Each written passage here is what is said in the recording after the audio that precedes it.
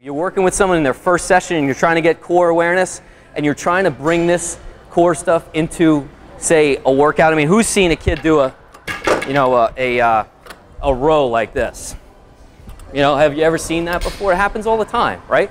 So this is a good way to teach kids or athletes where they need to position themselves through their lower back and tighten their abs. There's a couple other things that you can help to get them to be aware of that, and that's thinking about pelvic floor, okay?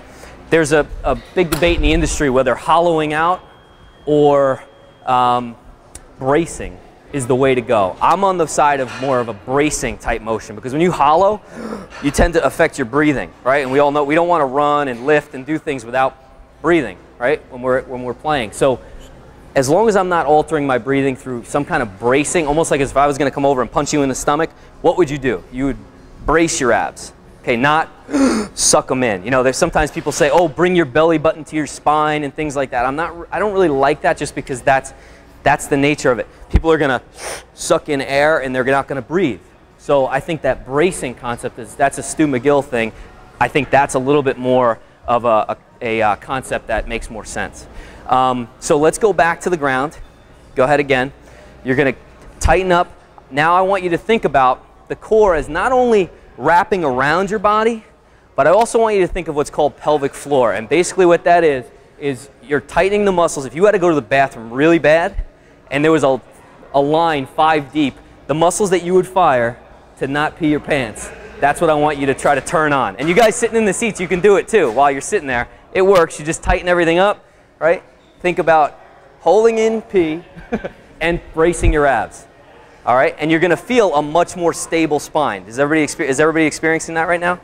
Okay, everything kind of stabilizes up once you do that. Okay, now that's what they say is that when you fire the pelvic floor, what it does is it's going to activate all those smaller muscles around the lower lumbar spine that are going to help grip it. You know, some of this bigger stuff doesn't really help in stabilization. You know, and Eric talked about it this morning. Sit-ups, you know, crunches. Okay.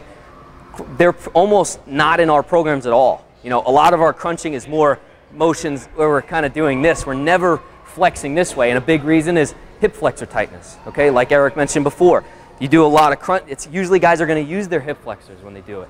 So we'll do a lot of straight leg type crunches. You bring both legs out straight and you're crunching up. Sometimes that negates that and you don't feel it there. Knees bent, you're going to feel it. You're going to get those hip flexors to tighten up. So, you know, when I go to camps and clinics, I tell the kids all the time, you know, when do you do a crunch on the baseball field? Never, unless you fell down or something like that, right? When do you do a crunch in life? Never. So this even goes for, like, we run boot camps and adult programs. It really does go for everybody. The spine is made to keep you upright. It's not made to flex you, okay? It's made to resist extension, okay? Keep you stable so you're not here, okay? Like Eric had mentioned earlier. And to transfer energy from the upper body to the lower body when we run, and we're going to talk about that tomorrow morning when we go over speed training.